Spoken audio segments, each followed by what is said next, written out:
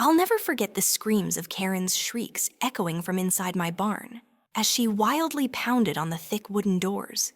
The muffled screams blended with the low, ominous snorts of thunder and lightning. My two champion bulls created a harmony of penalty that I must admit was strangely satisfying as I stood in my front yard drinking my morning coffee, as I watched Sheriff Wilson's cruiser pull up my gravel driveway. I felt not a speck of begrudge. The flashing red and blue lights skipping off the morning dew on the grass, almost festive in the dawn sky. I took another slow sip from my mug, appreciating both the deep Colombian blend and the instant Karen had finally transgressed, literally and metaphorically. And now she was learning exactly what trespassing on my land actually entailed. The Double J Ranch has been in my family for 4 generations. My great-grandfather constructed this homestead with his naked hands, and it's been in the Johnson family ever since when my dad died 3 years ago. I got title not only to the 200 acres of productive farmland, but also to his interest in breeding champion bulls. Our cattle have won blue ribbons at state fairs in 3 states, and lightning and thunder. My champion Black Angus bulls are worth more than most houses. They're giant, gentle animals once you learn how to treat them, but they're also 1,200 pounds of hard muscle with horns that would gore through a car door if riled up. This is why we have strict procedures, special handling procedures, and very strict no trespassing signs posted every 50 feet around the ranch. My problem started about 2 years ago when the Sunny Meadows housing development was begun at the corner of my eastern boundary line. Overnight, my century-old working ranch was sandwiched in against a cookie-cutter suburb neighborhood, full of people who never had a day of their lives encompassed by animals. At the top of complaints was Karen Wilkinson, president of the Homeowners Association. From the very beginning, she made it her own mission to urbanize the blight, as she once called my ranch at a town council meeting. At first, complaints about the occasional odor when the wind blew their way, then noise complaints about my roosters at dawn. Crowing most recently, she had been weekly reporting to animal control for allegedly neglecting my animals, an allegation that angered my blood, considering how much I care for each animal on my ranch. Last Tuesday, I received another certified letter from the Homeowners Association, threatening lawsuit if I did not tidy up the unsanitary state of my ranch. The allegations were completely unfounded.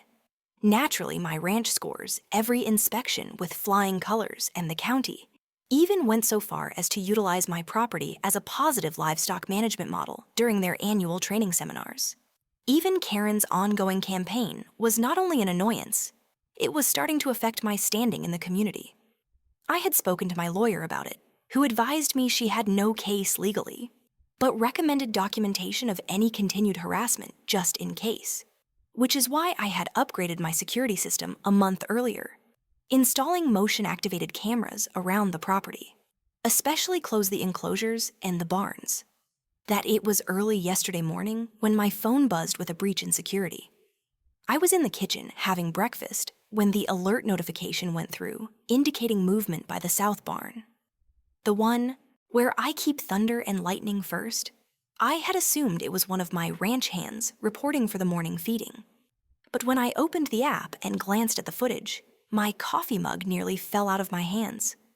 There, standing clear as day, was Karen Wilkinson herself, in what appeared to be her dress code, pressed khakis and a polo shirt creeping down the side of my barn, with cell phone clutched in hand, clearly shooting. I was standing there frozen as she investigated the barn door, found it to be unlocked. We do not lock up the barns when staff is tending on the property, and she slipped in. I couldn't think of the audacity she was trespassing. Private property, disturbing my livestock, all for some kind of phony evidence to bolster her crusade against my ranch. I right away got my boots and jacket and went out to waylay her, but something kept my hand on my porch. The security camera on my phone showed that she had proceeded further in the barn, and to my horror, she was heading towards the gate that accessed the bulls' pens. Any human with even a piece of farm intelligence would be better than to approach suspicious bulls. With no proper handling techniques on board, the signs were already up. Hazard bullpen enclosure, authorized personal use only. But Karen, in all her supposed genius, was forcing open that same gate. Her telephone flailed about in front of her, like some sort of protective shield. I watched the live feed as she proceeded boldly into the written space, looking blind to the danger she was placing herself there. When I saw Thunder lift his huge head off the feeding trough, his black eyes staring at the intruder in his domain. Lightning, always the more explosive of the pair, was already pawing the ground a marker sign, which any seasoned handler would pick up at once. Karen, however, was oblivious to the bull's condition, still continuing to record what she likely thought would be her smoking gun proof of neglect. She had no idea she had just entered one of the most perilous situations possible on a cattle ranch. At that time, I faced an ultimatum I could bust in and possibly spook. My animals, an allegation that angered my blood, considering how much I care for each animal on my ranch. Last Tuesday, I received another certified letter from the Homeowners Association, threatening lawsuit. If I did not tidy up the unsanitary state of my ranch, the allegations were completely unfounded. Naturally, my ranch scores every inspection with flying colors, and the county even went so far as to utilize my property as a positive livestock management model during their annual training seminars. Even Karen's ongoing campaign was not only an annoyance, it was starting to affect my standing in the community. I had spoken to my lawyer about it, who advised me she had no case legally, but recommended documentation of any continued harassment just in case, which is why I had upgraded my security system a month earlier, installing motion-activated cameras around the property, especially close the enclosures and the barns. That it was early yesterday morning when my phone buzzed with a breach in security.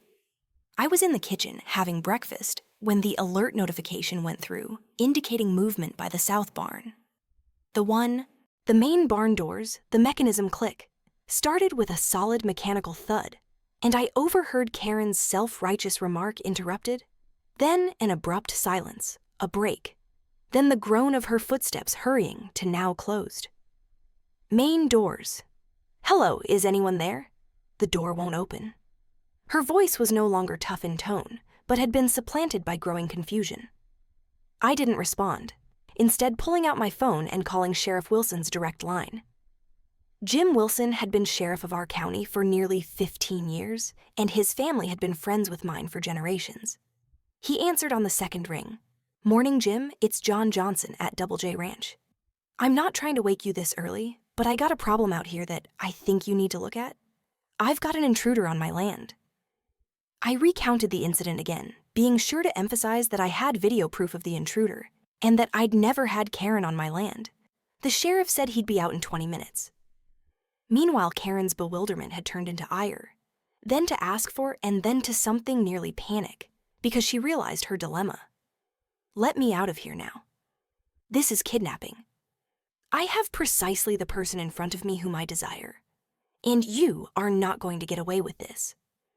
Her fists tasted the solid barn doors, but they were constructed to withstand animals that were in excess of 1,000 pounds. They were not going to move from her pounding. I could hear the bulls snorting and shuffling around, clearly upset by the noise she was making under normal circumstances. I never would leave anyone in a pen with agitated bulls, but I could see on my phone's security camera that Thunder and Lightning were holding off their distance. They were clumped up and cautious of the stranger, but not charging. At least not yet. Karen, meanwhile, had shifted herself back away from the barn wall, finally appearing to know the possible danger of her job. I went to the intercom system we employ to speak from building to building on the ranch and pressed the south barn button, Mrs. Wilkinson. This is John Johnson. You are currently trespassing on private property. The police are on their way. I would recommend you remain silent and immobile. The bulls won't hurt you if you don't further anger them. There was a moment before her voice came back trembling, but still defiant. You can't do this. I'm the Homeowners Association president. I was just investigating reports of animal abuse. You're threatening me with knowingly. These animals. I couldn't help but laugh at her phrasing. Thunder and Lightning were fierce animals, but anyone who'd worked with bulls knew they weren't mindless animals. They were intelligent sometimes, hot-headed, but usually predictable. If you knew their habits sadly destructive for Karen, she knew nothing about bulls' behavior beyond what she'd likely learned in cartoons, those beasts. Mrs. Wilkinson are trophy black Angus bulls, and they're worth more than your luxury SUV. They're not harming you. They're defending their turf that you had stormed without knocking, rather than breaking in. Had you politely requested a rightful tour of my factory, and not breaking and entering, you'd have received some proper intel on procedure. I pushed the intercom button and walked away, seeing Sheriff Wilson's cruiser up the driveway right on schedule as the sheriff emerged of his vehicle. I knew he was trying to maintain his professional calm, but the small upward smile informed me that he enjoyed the situation. I greeted him with a hearty handshake and related briefly what had transpired and revealed the security tape on my phone.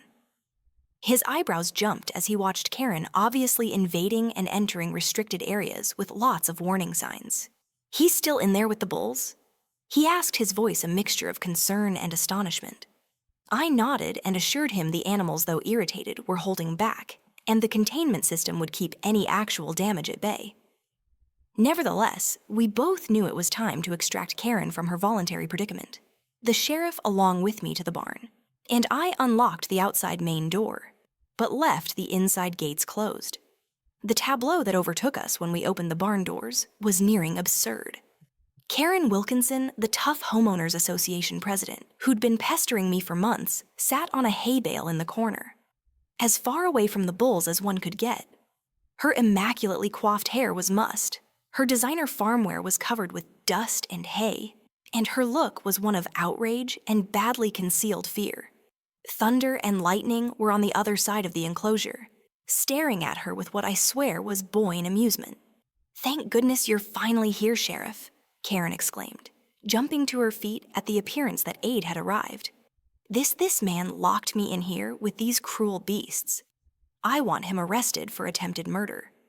Sheriff Wilson's face did not crack into a smile or even frown, although he was able to utter quite matter-of-factly, "Ma'am, before we go making accusations, I need to know why you were in Mr. Johnson's barn without permission," the sheriff said quietly. Taking her to the door, Karen smoothed out her rumpled clothes, attempting to regain some dignity. "I received a number of complaints from concerned citizens about the well-being of animals on this property. As a community leader, it's my responsibility to investigate such claims," she said, her chin set defiantly. Sheriff Wilson nodded slowly, then turned to me. "Mr. Johnson, may I have your leave to show Mrs. Wilkinson the security footage?" I nodded, handing him my phone. The sheriff pulled up the video of Karen sneaking onto my property testing doors and deliberately entering the barn, while taping her face dropped as she looked at herself taped so vulnerably. Breaking the law, Mrs. Wilkinson. What I'm seeing here is obvious evidence of trespass on private property entering a clearly marked off-limits area and potentially putting livestock worth over $100,000 ahead. The sheriff's tone had lost all vestige of humor, replaced by professional gravity. "Did you know that interrupting farm work can have serious consequences in this county?" Karen's mouth opened and closed a few times, like a fish on land. I was doing something in the public interest." She started to stutter, but even she appeared to realize how weak that explanation sounded. The sheriff shook his head. "I think the proper channel for reporting suspected animal neglect is by calling the county animal control office, who would then make an official inquiry, not intruding on private land, and shooting without permission." He started for his citation book and began writing, "I'm citing you for criminal trespassing, unauthorized entry into a livestock holding area, and reckless endangerment of valuable livestock. Consider yourself lucky that Mr. Johnson covered the area instead of letting you continue to provoke those bulls, or we would be facing a considerably more serious scenario today." Heron's face flushed with rage and shame. "This is absurd. I'm a tax papier. I'll be keeping your badge on this. And you," she spoke to me finger-pointed accusatorially. "The Homeowners Association will make you wish you hadn't done this. We have bylaws, and your pungent old farm is in blatant violation of every single one of them." Sheriff Wilson let out a surprisingly healthy laugh at this eruption. "Mrs. Wilkinson, perhaps you are not aware of the fact that Mr. Johnson's property exists beyond the bounds of your Homeowners Association. By about 2 miles, his ranch was started long before your development was ever actually mapped out, and it's being handled under the county's farmers' heritage laws. He issued her the citation. Now I'd suggest that you sign this and leave before Mr. Johnson starts filing additional charges for the damages your little venture might have sustained his operation. The look on Karen's face was worth every complaint letter. Every town council meeting and every threatening letter I'd received in the past 2 years. She signed the citation with a trembling fist, shoved it back in the sheriff's hands, and strode over to her car, which stood half sloppily beside my front gate, before climbing in. She turned around, her face contorted with embarrassment and rage. "This ain't over, Johnson. Nobody makes a fool of me and gets away with it." Sheriff Wilson and... I watched as she drove off, gravel spewing from her tires. "You know she's going to be trouble," he said, turning the citation book back into his pocket. I nodded, but for the first time in months, I wasn't worried about Karen Wilkinson's threats. "I've already called my lawyer," I told him. "After today's stunt, we have everything we need for a restraining order and a cease and desist against both her and the homeowners association they've crossed from harassment into criminal trespassing, and it stops now." The sheriff nodded approvingly. A smart move, document everything and see those legal things through with those people, like that only understand punishments. He tipped his hat and walked back to his cruiser, but stopped before entering. "By the way, how are Thunder and Lightning doing after all the commotion?"